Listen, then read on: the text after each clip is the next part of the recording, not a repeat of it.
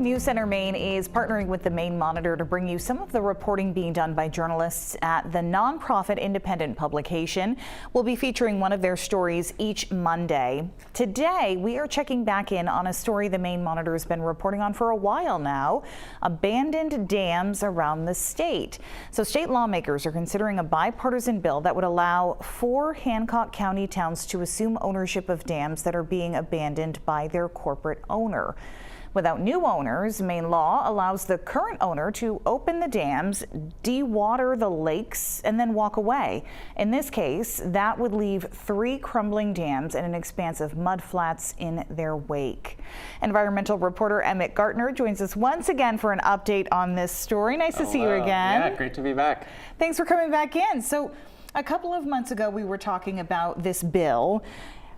At the time, it was in the works. Now it's finally here. Can you remind us how exactly we got here? Yeah, so this all really kicked off last summer when the dam's parent company, AIM Development USA, submitted a petition to the state to abandon these 3 dams. And the towns have been playing catch up ever since.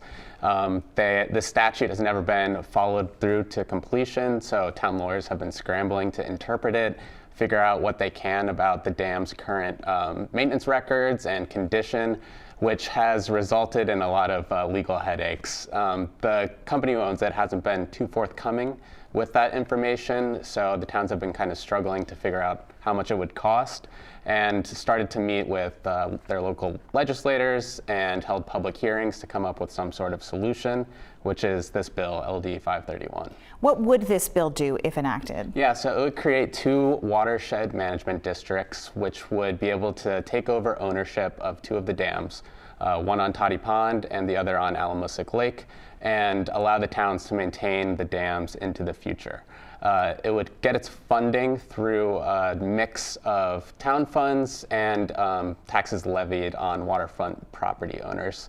It would be administered by trustees that are selected by the municipalities and the waterfront property owners, and then kind of go to an election system after that.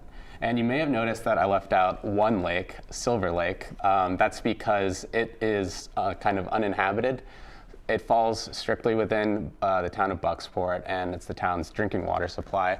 So according to local officials, the town is in negotiations with a couple of the companies that rely on the lake, just like the town, Maine Water Company and a gas-fired generation plant, to see how they would sort out ownership there. Because obviously there's a lot at stake there. Exactly. Yeah. Now, what concerns at this point still linger with a lot of these Maine dams? Yeah, so right after the hearing for this bill was a hearing for another bill from Representative Nina Milliken of Blue Hill, and this bill would tweak the dam abandonment statute a little bit to give some more authority to regulators and more time to consider dam abandonment petitions.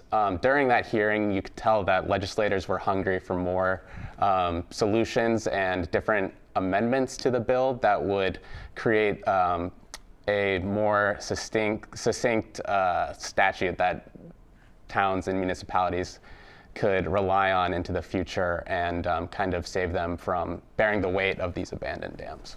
Sounds like you have a lot more follow-up to do. Yes, indeed. It never ends. Thank you for being with us again. Thank you. And you can read the full story and much more at the-maine-monitor.org.